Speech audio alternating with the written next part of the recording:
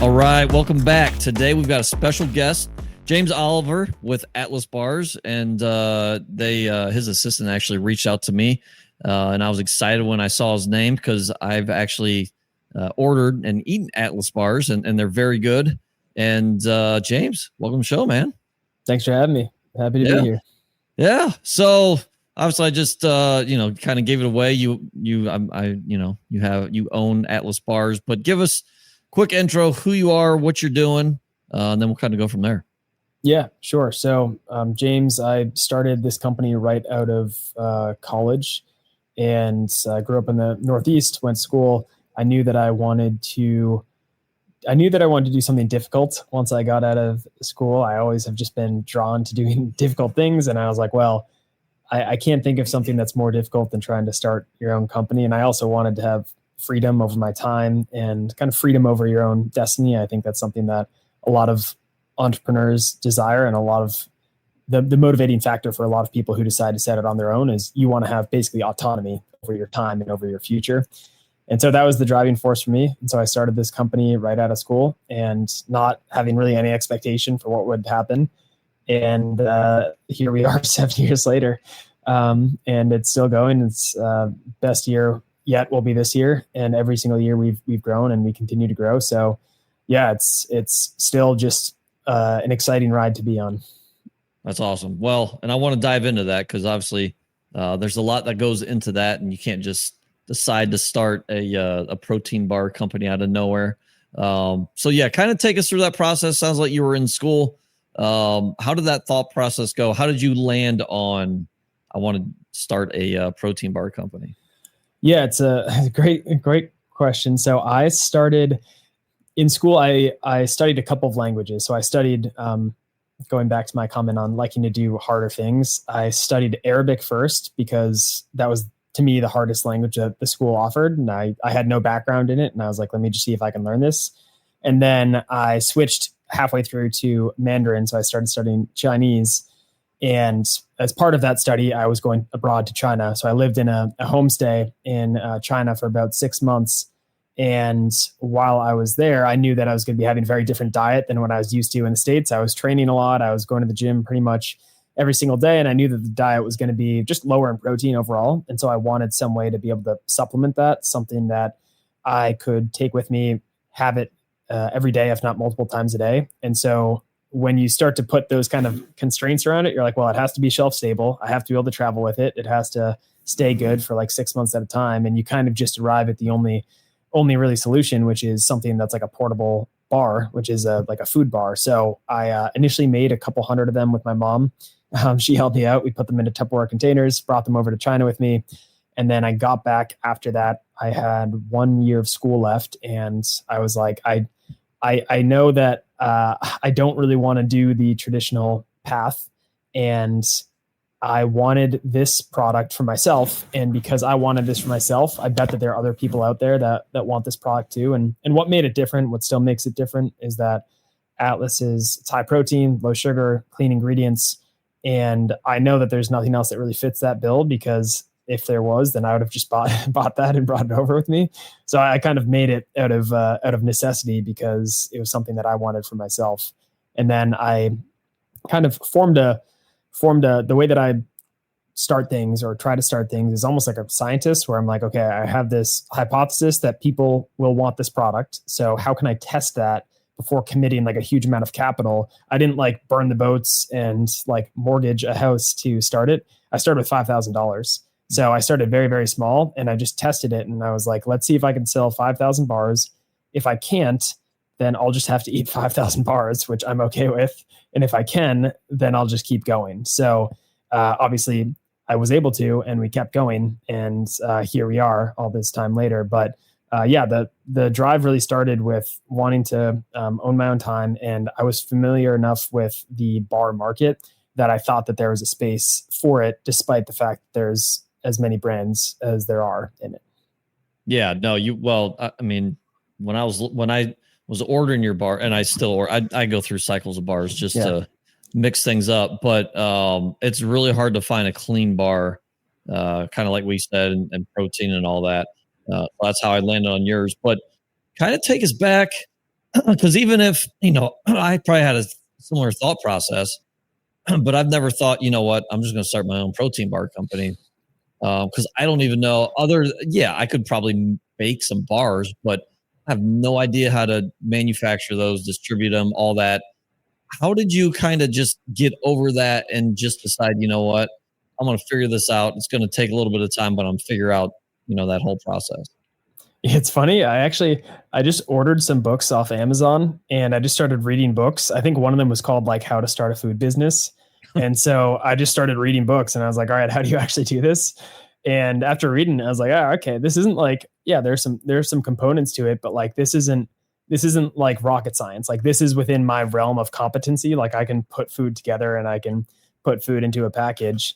So yeah, the hardest part was basically just figuring out how to make it in a way that is kind of food safe. Because when you're starting out, you need to make the decision, okay, am I going to make this myself? Like, am I going to make this in a commercial kitchen? Or am I going to have somebody else make this for me? And you can go either way. There are plenty of food companies that do both, but it really just comes down to whether or not you want to be a manufacturer where you're running a facility, or whether you want to basically just focus on sales and the marketing of it and let somebody else take care of the manufacturing. So I made the choice to let somebody else take care of the manufacturing because I was like, well, I'm sure I could figure it out, but it would probably be very painful and costly to figure it out. So let me just let somebody else take care of that and I'll focus on the other things. So you've got a third party manufacturer, it sounds like, is that right? Yeah, exactly. So we will buy all of the ingredients, we'll buy all of the packaging. We basically buy everything. We send it to that manufacturer. And then really the only thing that we pay them to do is to transform all of those ingredients into a finished product. Because the machinery to do that, it usually costs well into the six figures to do. So there's a pretty good capital investment that's required in order to set that up. So at a certain scale, it might make sense to do, but right now it still just makes sense to let somebody else take care of that. Yeah, for sure. You're leaning into your strengths, and I'm sure that's keeping your team leaner. What did your team look like? Kind of obviously when you started, sounds like you and your mom, but where was it? Kind of just fast forward in a few months after that, and where's your team at right now? Yeah, so we when I started it, I surprisingly was able to get it to like $1.5 million with just myself. So just a single person was able to get it there, and I think part of it was definitely luck, but part of it I think was my hypothesis that I think other people want this product was there was obviously some truth to that, because if I was wrong, then you wouldn't have had so many people buying the product. And so my goal really is to keep the structure as lean as possible, because in this day and age, especially with the tools that we have, the tools that are coming out like every single week now with AI and everything you can do so much more now as a smaller organization than you ever could in human history. So one person now can basically do, as long as the person's like competent and thinks clearly, can do like what 5 people could have done like 10 years ago. And so you need, I think, far fewer people now than you did even just like 2 years ago. So we have a blend of like contractors that we work with that are fractional, because there aren't many things that we really need that are like 40 hours dedicated a week. So between full-time and fractional folks, we probably have like a dozen people that we're working with on a weekly basis. Nice. You brought up technology. Are you using sure you're using AI. What kind of AI are you using just with your business? It's, I mean, everything that comes up, I test out and I see if there's any application for it. It's actually like coincidentally, ChatGPT just came out with a browser, like a Google competitor, I think 2 days ago, and its name is Atlas. So I was testing that out. But there's so many tools and they just come out so quickly, because there's the barrier to making them is so low now, because AI is being used to make new AI tools. And so it's kind of hard to keep up in some sense, because so many new things are coming out, but we just test them all. And if there's any use, and if there's something that like really helps solve an issue that either we previously didn't have a solution for, or is better than whatever we're currently doing, then we'll just switch over to that. Got it. Makes sense. Yeah. Obviously, I know you're on Amazon because that's where I bought them. How hard was that to? Obviously, you can get on Amazon, but to grow it through Amazon, and kind of part two to that, are you selling anywhere else? Yeah, so I'll start with part two. So part two, we sell on Amazon, our own website, Walmart.com, Vitacost, which is kind of Kroger's e-commerce. We sell in a couple hundred retail stores throughout the country. Lifetime Fitness is one of them, and a couple of other online spots. But we've kept our kind of channel, I guess, distribution strategy kind of pretty tight. And in terms of your first question about how do you grow, I mean, I think it's like anything else, where if you have a product that is genuinely solving a problem for somebody and is actually providing value, it's no different than growing, I think, in any other platform. Then people will buy it. And it helps that if it's a consumable, because if you have a product, say you're selling chairs, like people, they don't need to buy chairs every month. Hopefully not. I don't know what they're doing. Their chairs. I'm not going to speak for everybody, but a chair is like a purchase you make, I don't know, like once every decade. So you have to pay to acquire a person, and then that person doesn't really come back. They might come back, but probably not for a while, versus something that is a consumable like what we sell, where you're consuming it on a weekly, regular basis. So you need to replenish it. So the economics look very different, because if you acquire one customer and they like the product because it's a good product, then they could be a customer that is consuming the product and repeat purchasing it on a monthly basis for years. And we have had customers that have, like, there's one customer that's been a customer for like 5 or 6 years, and I think he spent like $15,000 on bars. So wow. Yeah. Yeah. So how do you, and I heard this the other day, and I have self-storage facilities, and it somewhat relates, but yours is probably more relatable. It's more expensive to get a new customer. How do you keep those current customers? Is there anything special? Have you thought that? I don't want to say far ahead, but have you thought about that? Like, how do we keep existing customers? How do we keep them coming back, as opposed to, while you're also still growing, but obviously it's cheaper to try to keep your current customers. So is there anything you're doing special to keep those customers?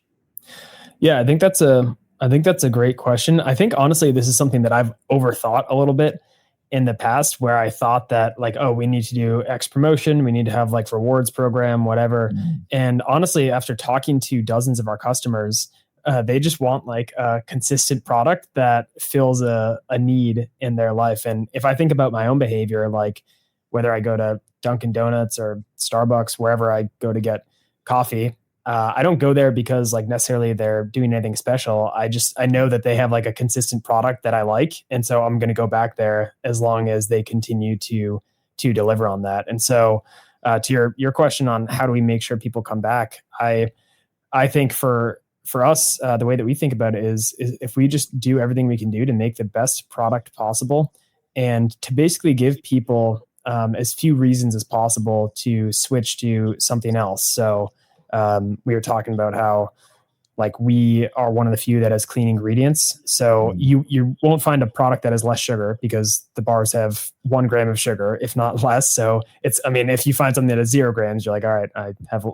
gram of sugar less. They're at 20 grams of protein, which is in the ballpark, if not on the higher end for most bars. They have clean ingredients. So there are very few reasons that we try to give people where you would be like, maybe you're consuming another product and you're like, well, I really like this, but I don't like that it has this artificial ingredient. I don't feel the best about that. And so we try to kind of eliminate as many of those like hesitations that somebody might have with continuously using your product.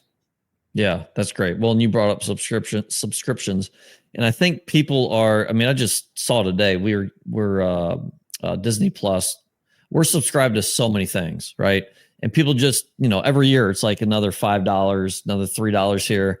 So I think there's power in, one, obviously having a great product, but two, not having a subscription, because people are, at some point in the near future, people are going to be completely opposite to where they're like, I don't want a subscription whatsoever. I think a lot of people are already there now, but we're subscription-based culture right now. So I think with you guys not kind of pushing that is probably a good thing. Yeah. Yeah. I think tech kind of led the way. I was writing something up about this, a few weeks ago, but like Microsoft Office, for instance, it used to be, I think it was like $100, just a one-time fee. And now I think it's like, it might be like $120 a year or something like that. But if you think about it from their perspective, from Microsoft, they basically went from like selling the chair once a decade, where you sell Microsoft Office once and then you don't see them again, to now they're getting $129 or whatever it is every single year. So over that same decade, instead of making $100, they're making $1,300. So they've literally like 10x, if not more, the value of every single person by going to a subscription model. And I think everyone else realized that and is like, oh, subscriptions actually make way more money because people have to pay for it every single month as opposed to just buying it once. But yeah, I think you're right. It kind of is like death by 1,000 cuts, because yeah, you have all these like micro subscriptions now for like $12 a month, but you have like 70 of them. Right. Yeah. Cable used to be, I don't know, whatever, $150 a month. Now you think it's cheaper now because it's like, well, I only have 5 streaming services. Those add up. You just, yeah, like you said, death by 1,000 cuts. What's been, whether it's 1 or maybe 3 or 5 of your biggest challenges that you've had, and how have you overcome those? I think the answer that I usually give about what the biggest challenge is, I think for anybody who's setting off on their own, it's managing your own psychology, because when you are kind of like in a corporate role, or you're in a job where you're in some kind of hierarchy, there's more of a script that you can follow, and you're like, okay, I'm going to start off as a associate, and then after 2 years I'll be promoted to a VP, and then there's a track that's laid out for you. But when you're on your own, you don't have a script to follow, which is it's the kind of the double-edged sword of it. It's like you get to write your own script, which is great, but at the same time you're like, oh, I need to write my own scripts. And so I think just managing your own mind as a entrepreneur is probably the biggest challenge. Because you're always on too. You don't have anybody who's like, all right, you can go home now, because that's you. And there's that constant tension between, if I'm not doing something, is there something that I should be doing at this point that I'm not doing, even though it's like whatever 9 p.m. at night and you're trying to relax. So I think overall, in my experience, the number one challenge has been that, because the beauty of entrepreneurship is that it's all on you, but the scary part about entrepreneurship is that it's all on you. So either way, it's all on you, and that can be a lot for one person to manage. I think there's actually a study that was done on companies that were started, and it was shown like pretty definitively that companies that had two co-founders did better, much better, like 30 or 40% better than companies that just had one, and then 3 was a little bit better than 2. And then after that, I think it falls off, because then you have too many cooks in the kitchen. But I think the biggest benefit of that is just you have somebody else to like kind of share just like the stresses of like, hey, we might not make whatever payroll, or we have this bill coming up. And it can be a lot for one person to manage all that. Yeah, no, those are some great points. And my guess is most people, if not all that are listening, can absolutely relate. I kind of want to tie that into, I know for myself, getting out of the kind of the day-to-day, like if I would get one bad Google review at one of our sites, it would wreck my day, probably wreck my week or weeks, until I was kind of able to get out of the day-to-day and get that stuff off my mind. And now I can think about more of the bigger picture. How do you deal with that? How did you deal with that? Are you still dealing with, I've read Amazon reviews, and they're not all going to be 5-star, right? So how did you deal with that starting off, and how are you dealing with that now? I think I definitely starting out would take feedback on the business as personal feedback. And it can be hard not to, because something that you pour so much time and energy into, when somebody is like, I don't like this, it can feel, people often are a lot more not as nice as that. But it can feel like a shot to the gut. And so I think you still need to look at it, because if people are giving you feedback, and if there's a pattern of feedback, then you need to digest that and figure out how you can improve. Like if you're at one of your facilities, like if you have one person that says like this place doesn't seem that secure, you're like, okay, well, that's that one person's opinion. But if you have like 50 people that are saying that, you're like, okay, this is not just one person that has like a quirky personality. There's clearly some kind of systemic issue here that I need to address. So I think one, just trying to find the patterns in the feedback so that you can actually make actionable decisions on it, being like, okay, there's clearly, like, we had a issue where in the heat, you know how if you have like a jar of peanut butter, natural peanut butter, there'll be some separation where the oil will come to the top. Yep. So we had a bit of that during the warmer months, and because every piece of feedback was basically about that, it was very clear that this was some kind of systemic issue, and this wasn't just somebody's preference.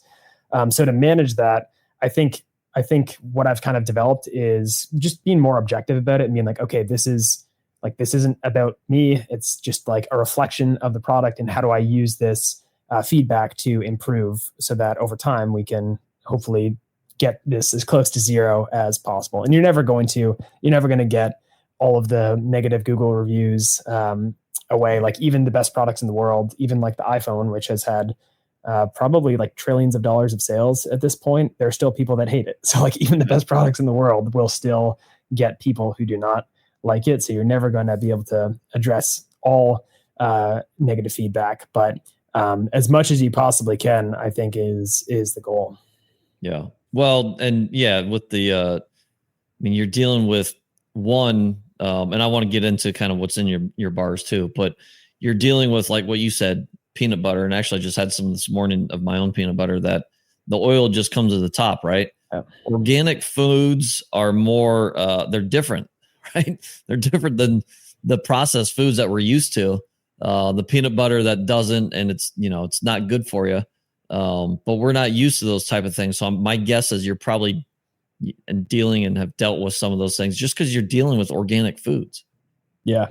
Yeah, no, you're absolutely right. Like the homogeneous, like very uniform foods that we're used to consuming, those don't really exist in nature. Like all nature has some kind of variance in it. And we have basically like created a food system where you have, like, if you take a jar of like Skippy's peanut butter, which is basically like frosting, like that kind of uniformity does not exist. If you compare that to a jar of like actual peanut butter that's just ground peanuts, there's variation in the particle size and in all these different things with that natural jar of peanut butter that just does not exist. And that's kind of the challenge you're up against if you are creating a product that is made with more natural ingredients, is that you have to still deliver that same experience that people are used to. You're competing almost on like an uneven playing field, because all these other companies are using these ingredients and these processes that allow them to achieve this like sensory experience that is really hard to achieve without using those same ingredients and processes. So you're a bit on, like, the amount of tools that we have in our toolbox in terms of ingredients is so much smaller than what other companies can use, because we've decided we're not going to use artificial ingredients. We're not going to use artificial sweeteners. Like even that, just saying we're not going to use artificial sweeteners, the amount of things you can use goes from like probably like 50 different things you can use to like 4. So you just have a lot less that you can work with. Yeah, but I think I know there's this huge trend, huge kick of people getting rid of processed foods and going more organic, and people are getting more used to it, right? So you're probably catching on to this at the right time, because people are they're trying to eat healthier. I know I am. That's how I found your bar. So kind of take us through what ingredients are in your bars. Yeah. So it's actually, the way that I describe it is, if you had all the ingredients, you could make it at your house. Like all the ingredients you could find in a grocery store, and you could take all the ingredients, put them together, and make these bars. It's simple, and it's simple on purpose. The base of it is really just this nut butter blend that is combined with protein powder, and you combine those things, you put them into a rectangle. We add a couple of other things, and there's a lot of kind of like chemistry that you have to balance in order to make sure that the product that you get in Arizona is the same one that Bob gets in New York. But the crux of it is it's very simple. The number one ingredient in each product is if it's an almond butter based, it's almonds. If it's peanut butter based, it's peanuts. And then the second ingredient is high quality protein powder that we get from all over the world. We're very intentional about the ingredients that we source. And right now we are getting ingredients from every single hemisphere on the planet. So we get ingredients from South America, from Asia, from Australia, like all Europe, all over the place. And then we bring them all together into the States and then combine them into this very simple, it's kind of crazy how much goes into this very simple product that you end up consuming. And I think that, that people, they don't necessarily, myself included, you don't really appreciate until you're on the other side of it as the one that's making it, like how much actually goes in to putting a product on the shelf that somebody then can consume. No, that's awesome. Sorry, I was going to ask something piggyback off that, but I forget now. What's been like the biggest lesson? I know we went through challenges, but what's been the biggest lesson that you've learned? I think the biggest lesson that I've learned is I tried to learn a lot on the front end. As I mentioned before, I read books to try and basically like accelerate my learning. And I read like specifically for bars, there's actually a lot of like memoirs from people who have started bar companies like Kind Bar and Cliff Bar. Both of those guys have written books. So I've read both of those just because I was like, well, it's more efficient for me to learn by reading this book in 2 hours than it would be by making, like, maybe I would make a mistake for 2 years that I could have avoided, that I can just avoid by reading this book. So I tried to do a lot of that on the front end, but I think what I've realized is that there's a difference between like knowledge and understanding, meaning that you can conceptually understand, like any entrepreneur can understand this. Like you can take a class in finance and you can understand like, okay, cash flows, profit and loss, in and out. But until you have been in it and you've seen like, oh, my cash balance is lower than the bills that I have outstanding, how am I going to make this work? And you feel kind of like the fear and the emotions that are involved in that causes that to kind of get embodied into you, so that the next time that you're like, I'm not going to let that happen again because I know how it made me feel last time and I'm going to do everything in my power to avoid that. I think that it's taught me that there are certain things that you really cannot learn in a classroom, and you can maybe like conceptually understand it in a classroom, but until you've actually experienced it, you really cannot fully absorb the lesson. Yeah, no, that's great. That's really good. What's probably my last question here. Where do you see Atlas Bars in 10 years? That's a great question. I actually haven't thought that far out. I think we're in a really good spot in terms of where the product sits relative to what people are looking for. Like, people are looking to consume more protein. People are looking to consume less sugar. People are looking to consume cleaner ingredients. And Atlas checks all of those boxes. And as more people like yourself become more aware, more conscious, and prioritize consuming food that is better for their health, I think Atlas will really benefit from that, and will continue to grow, hopefully, year over year. And yeah, I think our best years are definitely in the next 10 years. So it's hard to say exactly where we'll be, but I think it'll be pretty far along. Yeah, I'm excited to watch you grow. This is definitely inspiring, and the bars are good. I really like them. I mean, I think I found them last summer and I ate them all the way through probably the holidays. And then, like I said, just because I can't eat the same thing all the time. Yeah, no, I get it. Actually, how often do you eat them?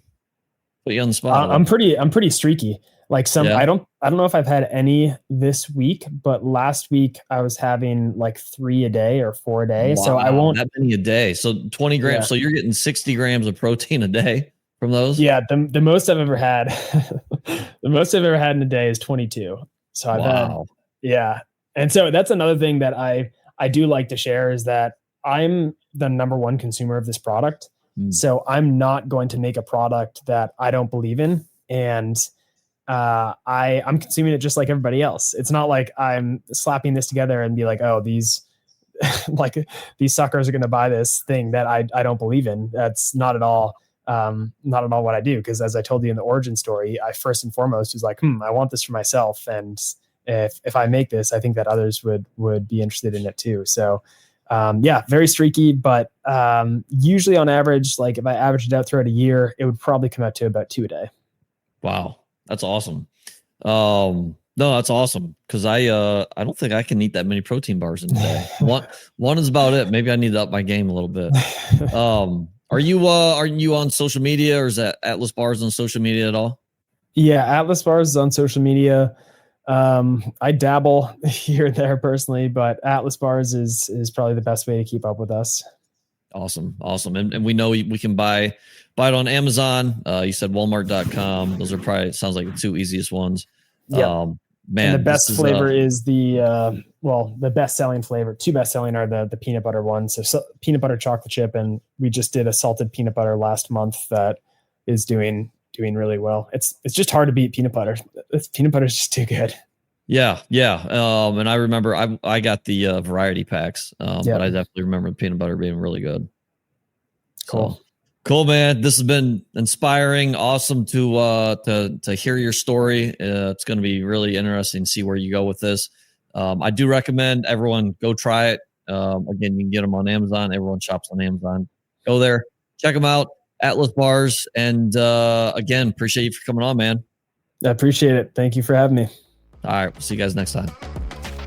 Thanks for following, subscribing, and listening to this episode of the Do More podcast hosted by John Farling. To learn more or ask questions, go to l4investing.com.